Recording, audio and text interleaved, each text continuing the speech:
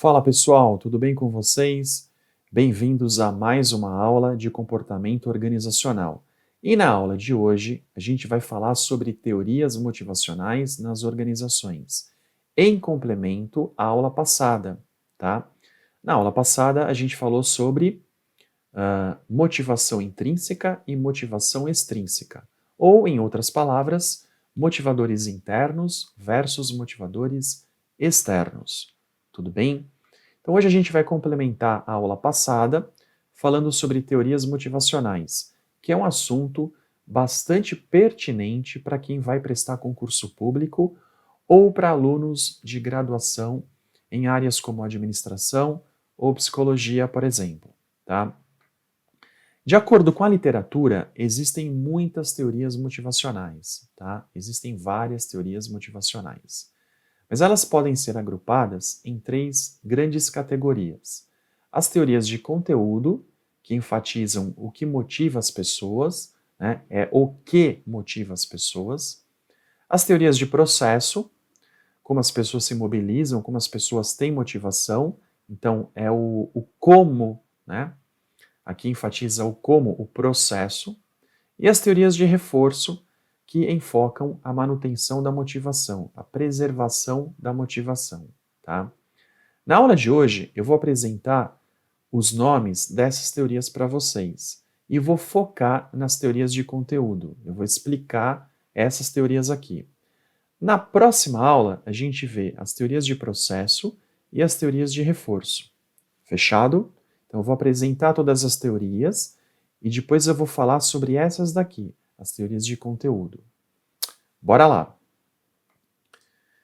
Nas teorias de conteúdo, eu preciso focar em quatro, tá? Quatro teorias, que são as mais importantes, as mais cobradas em provas.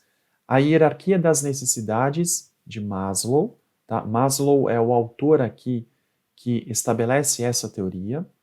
A teoria das necessidades adquiridas, de McClelland, a teoria X e Y, de McGregor, e a teoria dos dois fatores, de Herzberg. Então são essas quatro aqui, tá? Hierarquia das necessidades, necessidades adquiridas, teoria X e Y, teoria dos dois fatores. Essas são as teorias de conteúdo. Depois, nós temos as teorias de processo, expectativa, equidade, estabelecimento de objetivos. A expectativa de Vroom, Porter e Lawler, a teoria da equidade de Statham Adams e a teoria do estabelecimento de objetivos de Edwin Locke. Tá? Que essas teorias aqui de processo ficam para a próxima aula. Depois a gente tem a teoria de reforço, a lei do efeito de Skinner. Na verdade é uma teoria só, tá? Alguns autores não consideram essa teoria de reforço como uma teoria motivacional. Alguns autores não acham que essa teoria esteja relacionada à motivação, tá? Mas depois a gente fala um pouquinho sobre ela e explica o porquê da gente colocar essa teoria de reforço como uma teoria motivacional, tá? Então são essas que a gente precisa estudar principalmente para as provas aí de concurso público. Como eu prometi para vocês, a gente vai falar na aula de hoje sobre as teorias de conteúdo. Teorias de conteúdo. E a primeira delas é a teoria da hierarquia de Maslow. Maslow é esse sujeito aqui simpático da foto, tá? Que vocês podem ver no slide. Esse é o Maslow. Muito bem. Essa teoria aqui é bastante popular, bastante famosa, tá? Por conta dessa pirâmide aqui, ó. Nessa pirâmide eu tenho as necessidades humanas. Então o Maslow, turma, hierarquiza as necessidades humanas. Ele coloca as necessidades humanas dentro de uma hierarquia, tá? Quando ele considera o ser humano na sua totalidade. Então ele enxerga o ser humano como um ser biopsicossocial. Uau! Biopsicossocial. O que significa isso? Que o ser humano tem necessidades biológicas ou necessidades físicas, tá? Necessidades do corpo, necessidades psicológicas ou necessidades mentais e necessidades sociais, sociológicas, né? de relacionamento, de pertencimento, né, de algum grupo social. Por isso que ele enxerga o ser humano como um ser complexo, um ser na sua totalidade, tá? E essas necessidades aqui, ó, biológicas, psicológicas e sociais, sociológicas, elas estão dentro dessa pirâmide aqui das necessidades humanas, tá? Então, as primeiras necessidades, as que estão na base da pirâmide, são chamadas pelo Maslow de fisiológicas, tá? Aqui a gente tem o nome fisiologia, necessidades fisiológicas, como por exemplo, comida, água, abrigo, sono, tá? São as necessidades mais básicas do ser humano, são essas daqui.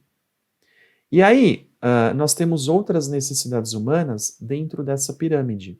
Ele fala o seguinte, que somente surgirão necessidades superiores na hierarquia das necessidades humanas à medida que as inferiores forem satisfeitas. Então, quando a pessoa consegue realizar esse grupo aqui de necessidades humanas, as necessidades fisiológicas, a pessoa consegue subir na pirâmide de necessidades. E aí ela vai para as necessidades de segurança, como por exemplo, segurança da família, segurança do corpo físico, segurança da propriedade, daquilo que ela tem em bens materiais, tá? Então ela vai subindo na pirâmide aqui, ó, à medida que ela for satisfazendo as necessidades inferiores. Então, de segurança, ela vai para necessidade social. Então, a gente tem aqui, ó, amor, amizade, família, comunidade. Quando ela consegue satisfazer essa necessidade social, ela vai para a necessidade de estima. Por exemplo, reconhecimento, status, autoestima. E aí, finalmente, ela chega aqui, ó, em realizações pessoais, como, por exemplo, criatividade, talento, desenvolvimento pessoal. Então, essa é a pirâmide das necessidades humanas, tá? Que é bem famosa por conta desse cara aqui, ó, do Maslow, ok? Então, essa é a primeira teoria de conteúdo que a gente precisa estudar, a teoria da hierarquia de Maslow. O que é super importante para você, tá, que vai prestar prova de concurso público, lembrar, tá? Que as necessidades superiores, elas surgem na hierarquia à medida que as inferiores forem satisfeitas. Esse detalhe é super importante para você que está estudando a teoria da hierarquia de Maslow, tá? E aí, a gente precisa também lembrar dessa sequência aqui, né? Necessidades fisiológicas, de segurança, necessidades sociais, de estima e, finalmente, realizações pessoais. Maravilha? A próxima teoria de conteúdo é a teoria das necessidades adquiridas de McClelland, que vocês também podem ver aqui nessa foto, né? O McClelland dando um sorrisinho aqui para a foto, né? Um sujeito também super simpático, né? O McClelland. Muito bem, pessoal. O McClelland, ele utilizou testes de apercepção temática. Um nome bonito, né? Testes de apercepção temática, ou TAT, em português, né? A sigla em português. O que são esses testes aqui, pessoal? Eles consistiam na narração de histórias para revelar as próprias necessidades, as necessidades predominantes, tá? Então ele narrava histórias, né? Então ele tinha aí narração de histórias, e aí ele conseguia identificar necessidades por meio dessa narração de histórias, tá? E aí ele colocava essas necessidades dentro de grupos principais. Então ele encontrou 3 conjuntos de necessidades. Essas necessidades aqui, olha, de realização, de associação e de poder. Então, para o McClelland, todo ser humano tem essas 3 necessidades aqui, de realização, de associação e de poder, que é o que a gente vai ver nos próximos slides, tá? A necessidade de realização, basicamente, é a necessidade que uma pessoa tem de atingir um objetivo, de conquistar uma meta, tá? De ter autorrealização. Essa é a necessidade de realização. Então, as pessoas que têm uma elevada necessidade de realização, geralmente, tá? Nem sempre isso acontece, mas geralmente, essas pessoas tendem a preferir situações que envolvem risco moderado, ou seja, é um risco calculado, e responsabilidade pessoal pelo sucesso. Então, o sucesso, em certa maneira, depende dessas pessoas, tá? Das pessoas que têm uma necessidade de realização elevada, tá? A pessoa aqui não transfere a responsabilidade para um terceiro pelo seu sucesso, ok? Essas pessoas também desejam feedback específico sobre o desempenho. Elas querem ouvir a opinião de outras pessoas a respeito da sua performance no trabalho. E essa necessidade oferece uma explicação importante para o sucesso e o fracasso de uma pessoa.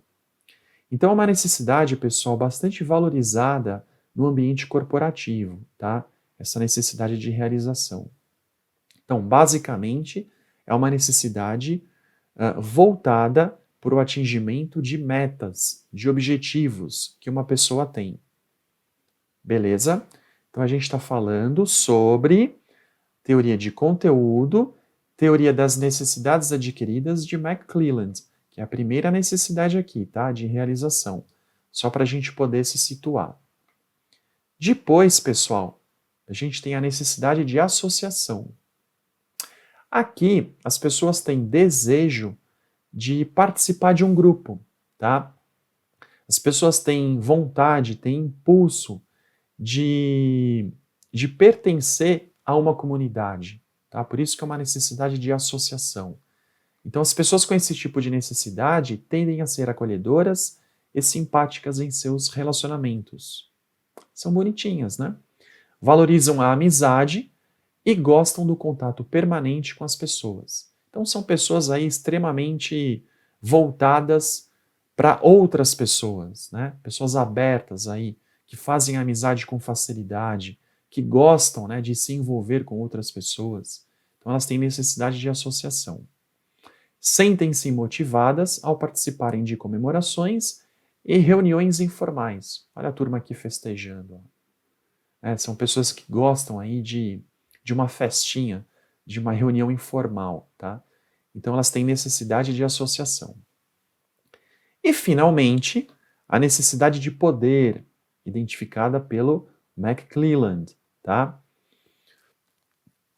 Esse autor aqui, pessoal, o Soto, ele fala o seguinte, que a motivação de poder é o desejo de um indivíduo de influenciar no controle e no ambiente social.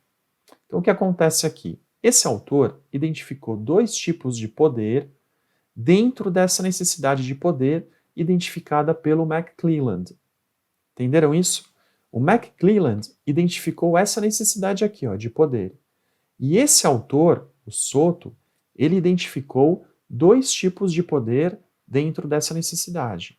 O poder pessoal, o poder que uma pessoa tem de influenciar outra pessoa, e o poder social, que é o poder que uma pessoa tem de controlar o ambiente como um todo, tá? De controlar um grupo. Então, poder pessoal e poder social. Maravilha! Então, essa foi a teoria das necessidades adquiridas de McClelland. Beleza? Necessidade de realização, necessidade de associação, necessidade de poder. Então, vamos lembrar dessas três necessidades aqui, tá? Depois, turma, nós temos a teoria X e Y de McGregor. Essa teoria é também relativamente popular, tá? Relativamente famosa. Quem conhece um pouquinho de motivação já ouviu falar sobre a teoria X e Y de McGregor. Há uma diferença aqui entre a teoria X e a teoria Y. Uma é otimista, é a teoria Y, né? É uma teoria positiva, vamos dizer assim. E a teoria X é mais pessimista e ela tem uma visão negativa do ser humano, tá? Então o McGregor, ele observou aqui a maneira como o executivo tratava seus funcionários. E aí ele fez essa teoria. Tá? Então, observando aí o comportamento de alguns funcionários em relação ao seu superior hierárquico, ele acabou propondo duas visões distintas do ser humano. A negativa, então, é a X e a positiva é a Y. Beleza? A gente não pode confundir. A X é a negativa e a Y é a positiva. Por isso que eu estou batendo nessa tecla, para a gente não esquecer essa distinção. Tá? Vamos ver a X. Então aqui, pessoal, na X, o MacGregor ele fala o seguinte, que o homem, por natureza, ou seja, a essência humana, tá? Aqui o homem como ser humano, tá? Não o homem aqui gênero, o ser humano. Então o homem, por natureza, não gosta de trabalhar. E sempre que puder, vai evitar o trabalho, tá? Então, o ser humano, segundo o MacGregor, ele é meio preguiçoso, tá? Ele não gosta muito de trabalhar. E ele vai evitar o trabalho sempre que possível. Ok? Como não gosta de trabalhar, ele precisa ser coagido, pressionado, tá? Controlado ou ameaçado com punições para que cumpra as metas. Então aqui, na essência humana, na natureza humana, né, não há gosto pelo trabalho. Se não há gosto pelo trabalho, qual é a consequência? O ser humano precisa ser pressionado, precisa ser coagido, precisa ser controlado, né, observado e ameaçado para que possa cumprir as suas metas. Ok? Então, essa é a visão da teoria X. Os trabalhadores evitam as responsabilidades e buscam orientação formal sempre que possível. Então, aqui ele está dizendo o seguinte, que os trabalhadores não têm autonomia, não têm vontade própria. Tá? Eles precisam aqui sempre de uma orientação formal. O que é uma orientação formal nas empresas? É uma orientação dada por um superior hierárquico. Tá? Isso é orientação formal. Então, um gestor, um diretor, precisa orientar os seus liderados para que eles trabalhem direitinho. Tá? A maioria dos trabalhadores coloca a segurança acima de todos os fatores associados ao trabalho e mostra pouca ambição. O que significa isso? Que aqui os trabalhadores prezam por uma certa estabilidade profissional, tá? Então, os trabalhadores, aqui a maioria, né, dos trabalhadores coloca a segurança acima de todos os fatores associados ao trabalho. Então, aqui é estabilidade profissional. E a maioria mostra pouca ambição, ou seja, não tem desejo de subir na hierarquia organizacional, de assumir postos de comando na hierarquia. Ok? Isso aqui, pessoal, mais uma vez, segundo o MacGregor, na sua teoria X, tá? Que é uma teoria motivacional dentro lá do grupo de teorias de conteúdo. A gente precisa sempre procurar se situar nessas teorias. A teoria Y, por sua vez, ela é oposta à teoria X. Tá? Ela é positivista, né? Ela é mais otimista. Ok? Aqui os trabalhadores podem considerar o trabalho tão natural quanto o descanso ou a diversão. Então aqui as pessoas gostam de trabalhar, as pessoas se sentem bem trabalhando. Tá? Como as pessoas gostam de trabalhar, as pessoas demonstram auto-orientação e autocontrole, se estiverem comprometidas com os objetivos. Então aqui as pessoas não precisam ser controladas, coagidas, tá? Punidas. E as pessoas aqui têm autocontrole, então elas são autônomas, tá? Elas têm uma certa liberdade no seu trabalho. Outra coisa, na média, ou seja, em geral, as pessoas podem aprender e aceitar e até buscar responsabilidades. Então as pessoas aqui gostam do seu desenvolvimento. Tá? Elas prezam pelo seu desenvolvimento pessoal e profissional. Ok? Inovação e criatividade estão distribuídas por toda a população. É uma visão aqui bastante otimista, né? Como eu falei, porque são características importantes, né? São traços aqui importantes dentro do universo profissional. Inovação e criatividade são características bastante valorizadas pelas empresas, tá? E o McGregor acredita, né, que essas duas características estão aí fartamente distribuídas por toda a população. Ok? Então a gente viu aqui que a teoria X se opõe, né, frontalmente à teoria X. Aliás, a teoria Y, né, se opõe frontalmente à teoria X. Tudo bem?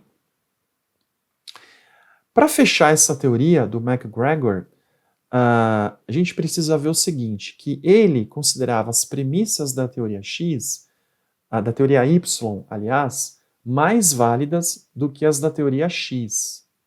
Ou seja, ele achava que as pessoas estavam mais propensas às características da teoria Y do que às características da teoria X, tá? E aí ele propôs ideias como processo decisório participativo, tarefas desafiadoras, tá?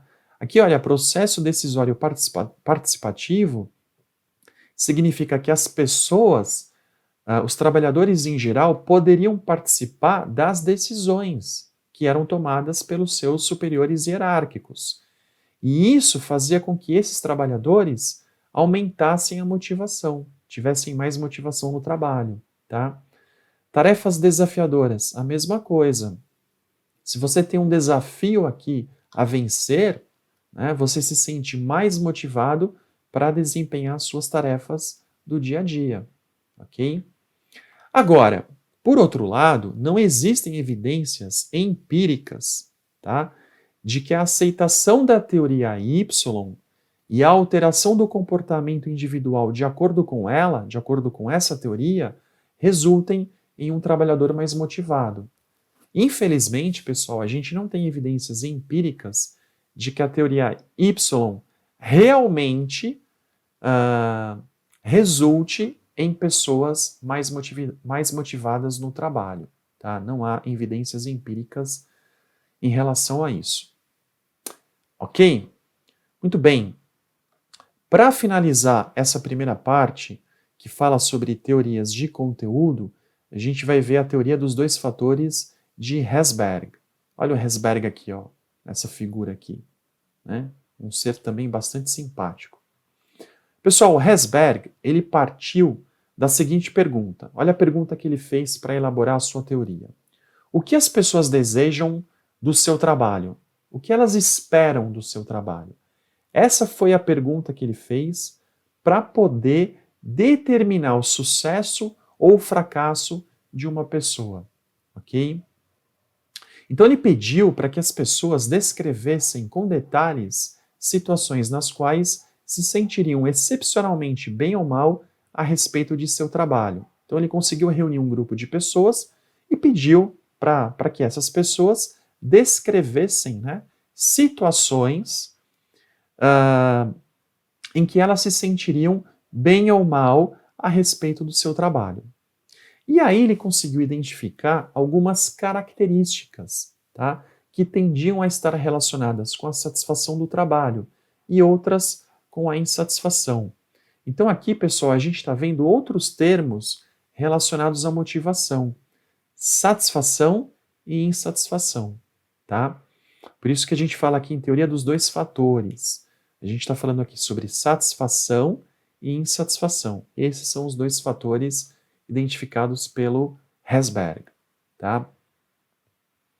Essa figura mostra claramente esses fatores aqui, tá? Os fatores de higiene e os fatores motivadores. Então, olha só, abaixo nós temos os fatores intrínsecos, que parecem estar ligados à satisfação, tá? Denominados fatores motivadores. São esses caras aqui, ó. E os fatores extrínsecos ligados à insatisfação e denominados fatores de higiene, tá? Então aqui à esquerda a gente vai ver quais são esses fatores de higiene e à direita, quais os fatores motivadores. Então, os fatores de higiene: políticas da empresa, supervisão, relacionamentos, aqui relacionamentos com seus colegas de trabalho, tá? Com superiores hierárquicos, condições de trabalho, salários, status e segurança, tá? Então, esses fatores de higiene, eles estão relacionados à insatisfação, tá? Fatores de higiene relacionados à insatisfação. E são fatores extrínsecos, não dependem da pessoa, tá? Dependem do ambiente externo, ok? Quando a gente fala aqui políticas da empresa, é um fator externo, tá? Vem da empresa, não vem do indivíduo. Supervisão, a mesma coisa, de outras pessoas. Relacionamentos, de outras pessoas. Condições de trabalho proporcionadas pela empresa, fatores extrínsecos, tá? Salários, que são oferecidos pela empresa, é um fator extrínseco. O status é como a sociedade, né, vê aquela função, aquele cargo, também é um fator extrínseco. E a segurança proporcionada pelo trabalho, pelo cargo, tá? Então, esses são os fatores de higiene. Então, a gente consegue ver aqui, ó, que eles estão mais relacionados à insatisfação, eles estão mais à esquerda, tá? Como se aqui a gente tivesse uma linha, né, de insatisfação para satisfação. E aqui à direita nós temos os fatores motivadores. Esses são mais ligados à satisfação, tá, como a gente viu, e são fatores intrínsecos, determinados pelo próprio indivíduo, ok? Então, realização, reconhecimento, significância, responsabilidade, avanço. Avanço aqui tem a ver com progresso na carreira, tá? E crescimento profissional. Crescimento pessoal e profissional, tá? São fatores motivadores. Então, eu preciso aqui lembrar desses fatores para poder entender o que cada um deles significa, tá? Então, fatores de higiene são fatores relacionados à insatisfação e são fatores extrínsecos, não dependem do indivíduo. Fatores motivadores relacionados à satisfação no trabalho e dependem do indivíduo. Então, são fatores intrínsecos. Maravilha? Então, essa aqui é a teoria dos dois fatores de Herzberg. Pessoal, então, vamos voltar aqui para a gente poder fazer uma revisão rápida e relembrar o que a gente viu. Então, a gente viu na aula de hoje as teorias de conteúdo, que são essas 4 aqui, tá? Hierarquia das necessidades, necessidades adquiridas, teoria X e Y e teoria dos dois fatores. Tudo bem? São as teorias de conteúdo. Pessoal, na próxima aula a gente vê as teorias de processo, que são essas 3, e a teoria de reforço, que é uma só. Beleza? Bons estudos, a gente se vê na próxima aula. Um abraço a todos. Tchau!